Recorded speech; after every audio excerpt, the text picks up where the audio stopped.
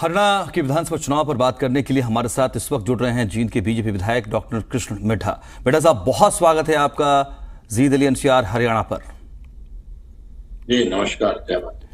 Doctor Krishna Middha जी, किस तरीके की तैयारी आपकी खुद की चल रही है, पहले तो आप यही बताएं। देखिए, चुनाव है और चुनाव की तैयारी बहुत बेहतर ढंग से चल रही है। मिड्ढा साहब, इस बार टिकट को लेकर थोड़ा माथापच्ची ज्यादा करनी पड़ रही है, कोई आशंका आपके मन में? बहुत सारे नियम कायदे तय किए हैं शीर्ष नेतृत्व ने। कोई आशंका नहीं है। मुझे पूर्ण रूप से विश्वास है अपने आला कमान पर और जींद के लोगों की मोहब्बत पर और उस परमपिता पर पूर्ण रूप से विश्वास है। क्योंकि आपने भी सुना होगा मिड्ढा साहब, और माननीय नायब सैनी जी की झोली में ये सीट निकाल के डालने का। क्या सच में शीर्ष नेतृत्व इस बार कुछ नया करने की कोशिश में है? जिस तरीके से ये बातें आ रही हैं कि कई जो सिटिंग एमएलएज हैं उनकी टिकट कट सकती है, यूथ को या न्यू जो राइजिंग लीडर्स जो कैपेबिलिटी जिनमें दिख रही है, चाहे वो अपने पॉलिटिशियंस के परिवार से क्यों ना हो या अलग सोशल सेक्टर में अच्छा इन्फ्लुएंस है अगर, तो ऐसे लोगों को लेकर शायद सेंट्रल बीजेपी इस बार सोच रहा है। आप इस पर क्या कहेंगे? देखिए, ये फैसला चुनाव समिति को लेना है और चुनाव समिति जो फैसला लेगी वो सभी जो लड़ने वाले हैं, चुनाव लड़ने वाले साथी को मंजूर होगा। ठीक है बेटा साहब, सरकार कह रही है कि हमने बहुत काम किया है, मनोहर लाल शासन की बात करें, ठीक है, अब नायब सिंह सैनी भी है, वो भी लगातार काम करते रहे हैं, लेकिन विपक्ष कह रहा है कि आपका काम तो कहीं दिखा नहीं है, आप तो इसी में रह गए कि सीएम फेस बदलते रहिए और केवल बातें आप करते रह गए। वो काम अगर नहीं दिख रहा है तो फिर बीजेपी के लिए मुश्किल है होगी। देखिए, माननीय मनोहर लाल जी ने 9.5 साल लगभग जो कार्य किया वो सबके सामने। अब उसी कार्य को आगे माननीय नायब सैनी जी आगे बढ़ाने का काम कर रहे हैं। अगर हम देखें, पूर्व में रही सरकार ने 10 साल का जो शासन हरियाणा में जो होगा, उसमें आप देख सकते हैं कि जींद में क्या हालात रहे। मैं ये कहूंगा कि वो क्षेत्रवाद की राजनीति करने का काम कांग्रेस ने किया और आज जींद के अंदर आप देखें तो जींद के अंदर मेडिकल कॉलेज लगभग 75% बनकर तैयार हो चुके। वहीं पैरा मेडिकल कॉलेज की मंजूरी दे चुकी। भाखड़ा के पानी के लिए टेंडर प्रक्रिया प्रारंभ हो चुकी। वहीं पर 25 करोड़ रुपए की सड़कें जींद के क्षेत्र में बन चुकी हैं और 12 करोड़ की सड़कों का पैच वर्क और मेंटेनेंस का काम चल रहा है। वहीं पर अगर हम देखें, गांव को लेकर क्लस्टर परियोजना जो लगभग 6 गांव की क्लस्टर परियोजना लगभग 75% पूरी हो चुकी है, जो कोकरी डालमवाड़ा ये क्लस्टर परियोजना है। वहीं पर 2 क्लस्टर परियोजनाओं के लिए मैंने ऊपर मांग रख रखी है। वहीं पर सभी चौकों का सौंदर्यीकरण और नए चौक बनाने का काम जींद में किया गया, चाहे वो सर छोटू राम चौक हो, माननीय देवीलाल जी का चौक, टिंगड़ा साहब का चौक हो, वहां डॉक्टर अंबेडकर चौक हो, वहीं राजा अशोक चौक हो, ये सब चौक बनकर तैयार हो चुके। कबीर चौक बनकर तैयार हो चुके और सौंदर्यीकरण को लेकर भी जींद में पूर्ण रूप से व्यवस्थाएं की गई हैं। वहीं पर जींद के अंदर एक शॉपिंग कॉम्प्लेक्स और एक कमेटी भवन जो बन चुका है, जिसमें कार्य प्रारंभ हो चुका है। वहीं पर पुराना बस स्टैंड से जाकर नया बस स्टैंड जो लगभग 20 करोड़ रुपए की लागत से पिंडारा के पास बना है, वो प्रारंभ हो चुका है। किसी प्रकार से नेक कार्य भारतीय जनता पार्टी के 10 साल के शासनकाल में हुए। और जो विपक्ष जो इल्जाम लगा रहा है कि किसी प्रकार का कोई काम नहीं हुआ, वो अपने 10 साल का कार्यकाल गिनवा दे कि उन्होंने जींद में क्या काम किया। ठीक है कृष्ण मिड्ढा जी, जो एक नई बात इस बार सामने आ रही है हरियाणा में विधानसभा चुनाव को लेकर के, उसमें ये बात भी सामने आ रही है कि शायद ज़्यादा मतलब जो पैटर्न रहा पीछे, मान लिए कि धर्म, कास्ट, इन सब के आधार पर जो वोटिंग होती रही है, जनता जो है वो शायद इससे आगे निकलना चाह रही है और शायद इसका एक असर जो है पिछले लोकसभा चुनाव में भी नजर आया है। इसी वजह से वो 10 सीटों का स्प्लिट देखने को मिला है दोनों बड़े दलों के बीच में। तो क्या आपको लगता है कि सच में जनता कुछ और विजन लेके चल रही है वोटिंग को लेकर के और अपने प्रतिनिधि के चुनाव को लेकर के? देखिए, धर्म और जात पात की राजनीति हमेशा कांग्रेस ने करने का काम किया। अगर आप देखें जो पीछे आरक्षण हुआ था, उस प्रकार उसमें किस प्रकार से लूटमारी और दुकानों को आगजनी करने का काम हुआ। वहीं पर अभी हाल ही में जो 5 सीटें कांग्रेस ने हरियाणा में ली हैं, उसको आप देख सकते हैं। समूचे भारत में उन्होंने संविधान की आड़ में, कि संविधान को बदला जाएगा, उस आड़ में लेकर किस प्रकार से वोट मांगने का काम किया। 85-8500 रुपए खटाखट मिलेंगे, इन सब बातों को झूठ बोलकर कांग्रेस ने ये वोट बटोरने का काम किया। आज आम व्यक्ति पूर्ण रूप से जाग चुका है और उन्हें सच्चाई पता लग चुकी है। और मैं ये कहूंगा कि जब हरियाणा का जो मतदाता जागरूक हो चुका, तो तीसरी बार फिर से नायब सैनी जी की भारतीय जनता पार्टी की सरकार बनाने का काम करें। अच्छा बेटा साहब, 1 सितंबर को क्या बड़ा धमाका होने वाला है? थोड़ा आप पूरी हरियाणा के सामने है, कुछ तो बता दीजिए। देखिए, जींद के अंदर कल रैली है 1 सितंबर को, जिस रैली को संबोधित करने के लिए हमारे प्रदेश के माननीय मुख्यमंत्री नायब सैनी जी, और वहीं पर केंद्रीय मंत्री माननीय मनोहर लाल जी, केंद्रीय मंत्री धर्मेंद्र प्रधान जी, माननीय विप्लव देव जी, व सुरेंद्र कुमार जी, जो राजस्थान से चौधरी सुरेंद्र कुमार जी आए, वो संबोधित करने का काम करेंगे। लेकिन धमाका नहीं बता रहे हैं आप। कुछ ना कुछ नया धमाका होगा, जो पूर्व मेरे विधायकों और कुछ नए लोगों की ज्वाइनिंग कल रैली में होगी। ठीक है। अच्छा, एक बात ये भी समझना चाह रहा हूं, ऐसी स्थिति में जो हमने शुरुआत में की कि कुछ नया करने की तैयारी में शायद सेंट्रल लीडरशिप लगा हुआ है बीजेपी का, कुछ टिकट कट सकते हैं, कुछ नए टिकट मिल सकते हैं, उस परिस्थिति के बीच जो हरियाणा के खिलाड़ी वर्ग के जो प्रत्याशी कहें, या और हो सकता है कि नए और खिलाड़ी भी कहीं चुनाव में उतरना चाह रहे हैं, वो वर्ग एक बार फिर से अपनी इच्छा जता रहा है चुनावी मैदान में उतरने को लेकर के। ठीक है, मैं तो आपसे एक विधायक के तौर पर, एक्सपीरियंस के तौर पर यह समझना चाहता हूं, जो पिछली बार भी उनको टिकट मिले लेकिन सफल नहीं हो पाए हैं पिछली बार में, तो ऐसी स्थिति में उस वर्ग का प्रतिनिधित्व कैसे बढ़ेगा, या उसको लेकर बीजेपी साथ चल पाएगी जो सफल नहीं हुए हैं मौका देने के बाद भी? देखिए, ये फैसला मैंने पहले कहा चुनाव से करेगी, और लोकतंत्र है, कोई भी पार्टी किसी को भी टिकट दे सकती है, जो उनको उचित लगेगा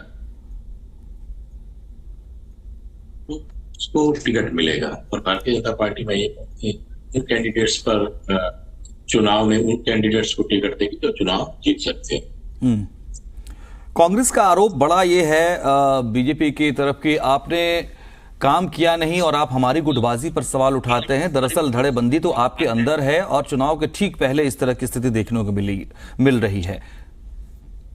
देखिए, ये कोई बात नहीं है कि कांग्रेस में कितनी बड़ी गुटबाजी, वो आप देख सकते हैं। माननीय हुड्डा साहब का गुट अलग है,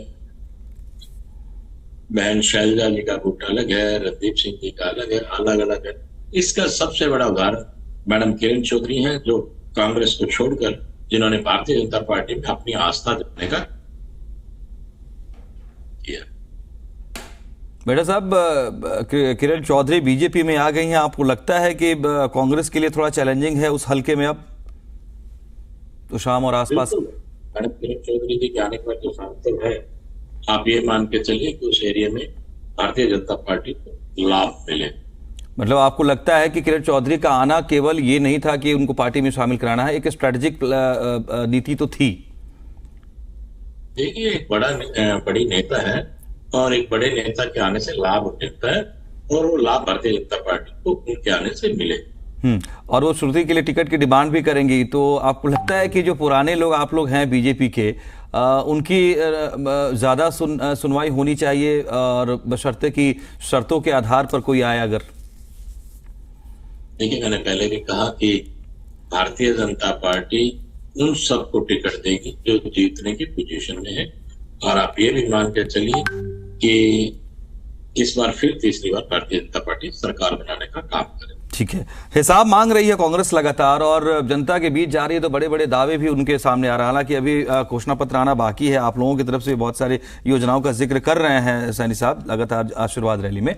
तो उन घोषणाओं के आधार पर आपको लगता है कि बीजेपी को भी इस संकल्प पत्र जो जारी होगा उसमें थोड़ा ध्यान ज्यादा देना पड़ेगा इस बार, क्योंकि वो कह रहे हैं पेंशन हम लगातार 9,000 10,000 कर देंगे। इसी तरीके से वो किसान अग्निवीर योजना, बहुत सारे ऐसी चीजें हैं जिसको वो प्रोजेक्ट कर रहे हैं गलत है और उसको खत्म करने की बात कर रहे हैं।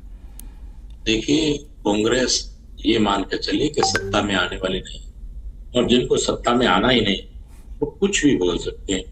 और आप ये अच्छी तरह जानते हैं कि भारतीय जनता पार्टी ने जो पिछले समय में घोषणा पत्र किया था, उस पत्र को लगभग उन्होंने पूरा करने का काम किया माननीय मुख्यमंत्री जी ने। और जो हिसाब मांगने के लिए आपने कहा कि हुड्डा साहब हिसाब मांगने के लिए निकले, लेकिन हुड्डा साहब जहां हिसाब मांग रहे उन्हें हिसाब भी देना चाहिए। 10 साल का राज कांग्रेस का हरियाणा में रहा है, पहले वो अपने 10 साल का हिसाब दें कि उन्होंने कितनी नौकरियां देने का काम किया और कितनी नौकरियां भारतीय जनता पार्टी में लगी, और उन्हें हिसाब देना चाहिए कि जींद के साथ इतना सतोला व्यवहार क्यों हुआ, कितना काम उन्होंने जींद में किया, और आज इन 10 वर्षों में जींद के लिए कितना काम भारतीय जनता पार्टी ने करने का। मेरा साहब, वो तो यही बार बार कह रहे हैं कि हमारे शासन के दौरान का ही प्रोजेक्शन है, जो लोग आज भी दोहराते हैं, नंबर 1 हरियाणा, हर क्षेत्र में नंबर 1 हरियाणा। तो हम कह ही रहे हैं, मैं जींद की आपसे बात ही कर रहा हूँ। जींद में एक हुड्डा साहब जींद में आए तो मैंने ये सवाल दागने का काम किया, आप अगर हिसाब मांगना जानते हैं तो हिसाब देने का काम भी करें। आप जींद पे किसी भी समय आकर पेट करने के लिए मैं तैयार हूं, आपसे मैं सालों में का काम के ऊपर बैठने के लिए तैयार। ठीक है, तो जींद में आपको लगता है कि आपने इतना काम किया है कि अगर आपको टिकट मिल गया तो वहां की जनता का पूरा भरोसा मिलेगा, लेकिन क्या आपको लगता है कि जींद में जो आपका ये पिछला 5 साल का टेन्योर रहा है उसमें आपने पहले के मुकाबले बेहतर काम किया है? क्या आपको ये भरोसा है कि आप यहां से अगर लड़ते हैं तो यहां आपको पहले के मुकाबले ज्यादा मार्जिन वोटिंग परसेंटेज, वोटिंग के तौर पर, विनिंग के तौर पर हासिल होगा? देखिए, मैं आपको बताना चाहूंगा कि तीसरी बार फिर अगर मुझ में भारतीय जनता पार्टी विश्वास दिलाती है तो तीसरी बार फिर पुनः मैं भारतीय जनता पार्टी की झोली में जींद की सीट डालने का काम करूंगा, ये विश्वास मैं आपको दिलाता हूं। ठीक है मिर्जा साहब, सीएम की रेस की भी बात लगातार चल रही है इस बार कि बीजेपी में भी बहुत ज्यादा रेस बढ़ गई है सीएम को लेकर के। ये बात हो रही थी कांग्रेस के लिए, लेकिन ये बात अब बीजेपी में भी आ गई है। चैलेंजिंग हो गया क्या? किसके नेतृत्व में आगे बढ़ना बेहतर होगा? नहीं, ऐसा कोई विषय नहीं है। तीसरी बार भारतीय जनता पार्टी के मुख्यमंत्री माननीय नायब सिंह जी सैनी रहेंगे, ये एकदम फिक्स है, क्योंकि माननीय अमित शाह जी ने इस बात की घोषणा की है कि नायब सैनी जी के तीसरी बार शपथ लेंगे। मनोहर लाल को बदला गया, ठीक है, बदला क्या गया, मतलब सीएम फेस बदला, सीएम फेस है एक्चुअली। इसको विपक्ष लगातार प्रोजेक्ट कर रहा है कि आपसे तो काम भी नहीं हो पाया, आपका नेतृत्व ही कमजोर रह गया, आप तो इसी में उलझे रह गए, आप काम क्या करते, और इसका नुकसान होगा बीजेपी को। नहीं, ऐसी बात नहीं है। हमारा मानना ये है कि देखिए, ये फैसला हमारे आला कमान लेते हैं, उन्हें उचित लगा कि इसमें मनोहर लाल जी की आवश्यकता सेंटर में एक बहुत बड़ा विभाग माननीय मनोहर लाल जी को देने का काम किया। तो ये भारतीय जनता पार्टी है, और वो कभी भी किसी भी, अब एक ये कह सकते हैं किसान के बेटे को भी, जो कभी सोचा भी नहीं था कि किसान के बेटे नायब सैनी जी को उन्होंने मुख्यमंत्री बनाने का काम किया। ये आला कमान का फैसला, उनके फैसले से सभी लोग पूर्ण रूप से संतुष्ट भी हैं, और हरियाणा की जनता भी अब यही चाहते हैं कि तीसरी बार भारतीय जनता पार्टी की शपथ ले तो माननीय नायब सैनी जी लेने का काम करें। हैट्रिक कैसे लेगी? क्या कृष्ण मिड्ढा के हिसाब से क्या ऐसा फैक्टर है कि हैट्रिक लग सकती है बीजेपी की? क्या ऐसे फैक्टर्स हैं? नहीं, लग नहीं सकती, लगेगी, क्योंकि विकास की दृष्टि से आज हरियाणा को आप देख सकते हैं कि जितने गांव हैं लगभग 20 घंटे तक की लाइट उन गांव में रहती है। शहरों में भी बिजली की लाइट को कट को लेके कोई समस्या नहीं है। वहीं सभी सड़कों का निर्माण होने जा रहे हैं। वहीं आपको जींद की कॉन्स्टिट्यूंसी की कोई एक आधी सड़क ऐसी रह गई होगी जो एक गांव से दूसरे गांव से ना जुड़ी हो। आज जींद को भी 9 नेशनल हाईवे छू के जा रहे हैं। इसी प्रकार से पूरे हरियाणा में विकास की गति को बढ़ाने का काम अगर किसी ने किया है तो पहले माननीय मनोहर लाल जी ने किया। अब उनके छीनों पे चलते हुए नायब सैनी जी ने करने का काम किया है। और वहीं पर आप देख रहे हैं कि हरियाणा एक, हरियाणवी एक का नारा जो दिया, उसमें आप स्वयं देख सकते हैं कि पूरे के पूरे 90 के 90 विधायकों को समान राशि देने का काम हमारे प्रांत के माननीय मुख्यमंत्री जी ने किया। लेकिन पूर्व की सरकारों में विपक्ष के विधायक को एक पैसा भी नहीं मिलता। किसानों की नाराजगी दूर हो चुकी है पूरी तरह से लोकसभा चुनाव के रिजल्ट के बाद? मैं कह रहा हूं, आप कृष्ण मिड्ढा से यह सवाल कर रहा हूं, क्या सच में किसानों की नाराजगी बीजेपी से दूर हो गई है? देखिए, किसान नाराज जरूर था, लेकिन आज मैं यही कहूंगा कि किसान समझ चुका है कि भारतीय जनता पार्टी की सरकार, जिस प्रकार से मैं आपको बता रहा हूं कि 3-3 हजार रुपए की राशि प्रदेश ने और सेंटर ने देने की घोषणा की और फसलों को एमएसपी पे भी देने का काम किया। इस प्रकार से किसानों के जमीनों को जो लेने का काम किया, उनको बिल्कुल उचित दाम जमीनों को देने का काम भारतीय जनता पार्टी की सरकार ने किया है। ठीक है, कैप्टन अभिमन्यु राम संतुष्ट हो जी। मिड्ढा साहब, एक सवाल आपसे मैं होता ना, विधायक के तौर पर आप लोग मिलते हैं जब एक दूसरे से, कुछ कभी विधायक बनते हैं कभी नहीं बनते, ये सब चीज खैर चलता रहता है। मैं ये सवाल पूछ रहा था कि देखिए, कैप्टन अभिमन्यु हो, रामविलास शर्मा हो, सरीखे कई ऐसे और लोग हैं जिनका कद बड़ा है पार्टी में, जिनका अपना वोट जो बैंक है वो बहुत अच्छा माना जाता रहा है। ठीक है, सफलता असफलता चलती रहती है। मैं ये जानना चाहता हूं कृष्ण मिड्ढा से इस वक्त कि कृष्ण मिड्ढा, कैसे लोगों को टिकट मिलना चाहिए, इसके पक्षधर हैं? क्या ऐसे लोगों को भी टिकट मिलना चाहिए, या सच में अब नया करने की अगर सोच है पार्टी नेतृत्व की तो उस तरफ आगे बढ़ना चाहिए? व्यक्तिगत राय है ये, इसका कोई असर नहीं है पार्टी पर। जी, हमारे जिन सीनियर लीडर्स की आपने बात की है, मैं ये कहूंगा कि वो भारतीय जनता पार्टी की रीढ़ की हड्डी है और भारतीय जनता पार्टी की चुनाव समिति जिसको भी फैसला, जिस भी व्यक्ति को चुनेगी कि ये व्यक्ति चुनाव लड़ेगा, उसे सहर्ष स्वीकार किया जाएगा। और मैंने आपसे पहले भी जिक्र किया कि जिताऊ और टिकाऊ कैंडिडेट को ही टिकट मिलेगी और वो चुनाव जीतकर तीसरी बार सरकार बनाने का काम है। ठीक है, पिछली बार संख्या थोड़ी कम रह गई, साथ आना पड़ा था और आपने एक यंग लीडरशिप को जगह अपने साथ शामिल किया था और सरकार गठन किया। बहुत अच्छे से चले आप लोग लगातार 4 साल से ज्यादा तक करीब करीब। इस बार कोई नेचुरल अलाई के तौर पर कोई आपको लग रहा है?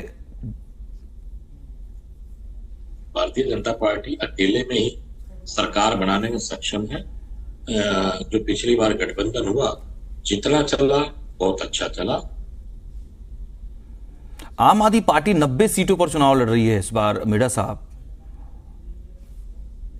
मुझे नहीं लगता कि आम आदमी पार्टी का कोई खाता भी खुले, मुझे नहीं लगता। आज पंजाब में देख सकते हैं कि क्या हालत हो चुकी है। कर्मचारियों को तनख्वाह भी अच्छे ढंग से नहीं मिल पा रही, तो आप उसे देख सकते हैं। और हरियाणा में आप पार्टी का कोई खाता खुलने वाला नहीं। दुष्यंत चौटाला अब भी कह रहे हैं कि किंग मेकर की भूमिका में तो इस बार भी हम ही रहेंगे। देखिए, मैं ये कहूंगा कि हर एक व्यक्ति का भाग्य है, क्योंकि जिसका भाग्य मजबूत होगा वो जीत कर आएगा। और मैंने पहले भी आपसे कहा कि भारतीय जनता पार्टी अकेले में सरकार बनाने में सक्षम है। आईएनएलडी बीएसपी के जो है वो कह रही है कि जो मतलब जाट बैंक, वोट बैंक के बाद जो दूसरा बड़ा बैंक आता है दलितों का, ओबीसी का, उस पर वो इस बार बहुत माने आश्चर्यचकित चौंकाने वाले हैं सभी दलों को। देखिए, मैं ये कहूंगा कि उनका कहना वाजिब है। गठबंधन होता है तो कुछ ना कुछ तो वोटों की संख्या बढ़ती ही है, लेकिन आज भारतीय जनता पार्टी के पास अपना वोट बैंक है और मुझे नहीं लगता कि भारतीय जनता पार्टी को किसी की आवश्यकता पड़ेगी। लेकिन लोकसभा चुनाव के नतीजे से आपको लगता नहीं है कि थोड़ी सी चुनौती बढ़ी हुई है, और शायद ये वजह भी है कि टिकट को तय करने में भी वक्त ज्यादा लग रहा है? देखिए, चुनाव हो या जंग हो, उसमें आदमी को हर दृष्टि से लड़ना चाहिए और अच्छी तरह विचार मंथन कर ही टिकट दी जाएगी। और लोकसभा में जो हुआ वो मैंने आपसे पहले भी जिक्र किया कि कांग्रेस ने झूठ बोलकर वोट हथियाने का काम किया, चाहे वो संविधान को लेकर हो या वो 85-8500 रुपये अकाउंट में डालने की बात हो, लेकिन अब कांग्रेस का झूठ चलने वाला नहीं। ठीक है, कुछ योजनाएं जो केंद्र की भी हैं, आपकी भी अपनी योजनाएं हैं, स्थानीय स्तर पर भी योजनाएं चलती हैं कि महिलाओं को लेकर के, बालिकाओं को लेकर के। इसके अलावा आयुष्मान योजना जो है उसको सरकार इंप्लीमेंट कराती है। इसके अलावा बड़े मुद्दों के तौर पर जो प्रोजेक्शन इस वक्त हरियाणा में चल रहा है सियासत में, उसकी ही केवल बात कर रहा हूं मैं। तो ऐसे या फिर आपको अग्निवीर योजना को लेकर के बहुत बात हो रही है, आपको लगता है कि जहां संशोधन की गुंजाइश है उस तरफ आगे बढ़ना चाहिए और कुछ कमियां हैं अगर तो उसको स्वीकार करना चाहिए, और विपक्ष अगर आरोप लगा रहा है तो उसको इस रूप में देखा जाए कि शायद वो उसका फायदा उठा भी सकता है, और अगर संशोधन किया, कुछ बेहतरी कर दी, भरोसा दिया, तो शायद ये हमारे साथ आ सकता है वोट बैंक। देखिए, संशोधन हमेशा होता है, संविधान में पहले भी संशोधन होते हैं, अमेंडमेंट होती है, और चाहे वो कांग्रेस का राज रहा या कोई भी रहा। लेकिन आपने जो ये सवाल किया, मैंने कहा, लेकिन उन्होंने जो भ्रामक प्रचार किया, भ्रामक प्रचार संशोधन समय समय पर होते हैं, और अच्छा कार्य करने का काम भारतीय जनता पार्टी ने किया। ठीक है, डबल इंजन की सरकार का कितना फायदा आपको लगता है कि इस चुनाव में मिलने जा रहा है? देखिए, डबल इंजन की सरकार का फायदा बिल्कुल बराबर मिलता है, और जब जब सेंटर में सरकार रही है तो आप मान के चलिए कि हरियाणा के अंदर भी उसी पार्टी की सरकार रही है जिसने सेंटर में राज किया। इस बार का हमारे देश के प्रधानमंत्री नरेंद्र मोदी जी भारतीय जनता पार्टी की, और हरियाणा में भी तीसरी बार भारतीय जनता पार्टी की सरकार बनेगी। ठीक है बेटा जी, केवल कांग्रेस से ही टक्कर या अन्य जो और पार्टियां हैं उनको भी बीजेपी चैलेंजर के तौर पर देख रही है? या मैं थोड़ा सा कहूँ कि नायब सिंह सैनी ने कहा भी था कुछ समय पहले कि मैं तो चाहता हूं कि दुष्यंत कुछ सीटें जीत कर आए, या थोड़ा सा फ्रेंडली एक एनवायरनमेंट भी देने की कोशिश है? क्या कैसे देखें हम कांग्रेस को एक तरफ और आपके अपोनेंट में बाकी सारी पार्टियों को? देखिए, कांग्रेस का अपना एक प्रभाव रहेगा, मानता हूं, लेकिन भारतीय जनता पार्टी को उसका कोई प्रभाव पड़ने वाला नहीं। हर पार्टी अपनी तरफ से पूरा जोर लगाएगी कि वो ज्यादा से ज्यादा सीटें जीतने का काम करे, लेकिन फुल मेजोरिटी के साथ तो भारतीय जनता पार्टी की सरकार ही बनेगी। कृष्ण बेटा जी, बहुत शुक्रिया आपका, आपने हमें समय दिया और बहुत खुलकर आपने तमाम मसलों पर बात रखी है।